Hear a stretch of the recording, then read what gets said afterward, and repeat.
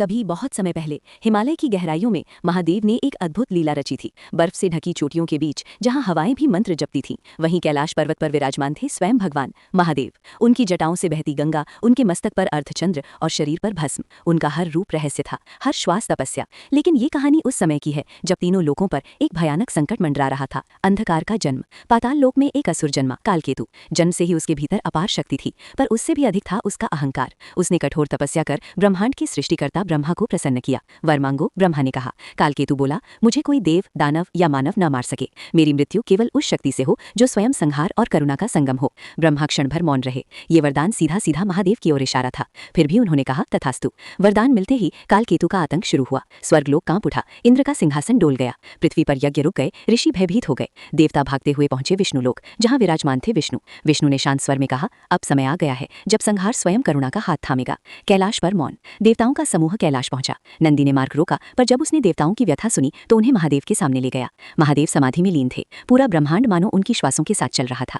जब देवताओं की पुकार उनके कानों तक पहुंची, उनकी आंखें धीरे से खुली। उनकी दृष्टि में न क्रोध था न भय, केवल असीम शांति। मैं जानता हूं, उन्होंने कहा, अहंकार का अंत निश्चित है। तभी माता पार्वती वहां प्रकट हुई। उनके चेहरे पर चिंता थी। स्वामी, ये युद्ध केवल शक्ति से नहीं जीता जाएगा, उसे उसके ही अहंकार से हराना होगा। महादेव मुस्कुराए। प्रकृति और पुरुष साथ हों तो असंभव भी संभव होता है।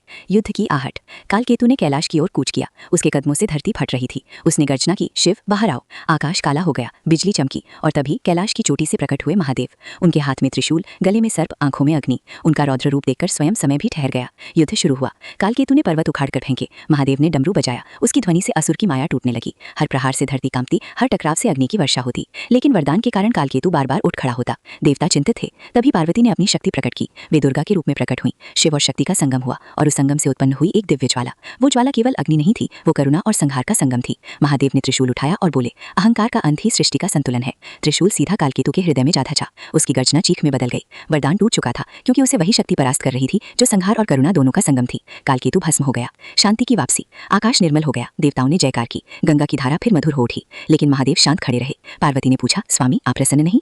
महादेव बोले, हर युद्ध एक घाव छोड़ जाता है, चाहे वो बाहरी हो या भीतर का। मेरा कार्य संतुलन बनाए रखना है, विजय पाना नहीं। ये कहकर वे पुनः समाधि में लीन हो गए। कहानी का संदेश। महादेव केवल संहारक नहीं है, वे तपस्या है, करुणा है, संतुलन है। जब जब अहंकार बढ़ता है, जब जब अधर्म फैलता है, तब तब शिव जागते हैं। और याद रखो, शिव का तीसरा नेत्र केवल विनाश के लिए नहीं खुलता, वो खुलता है जब दुनिया को अपनी सीमाएं याद दिलानी हो। हर हर महादेव।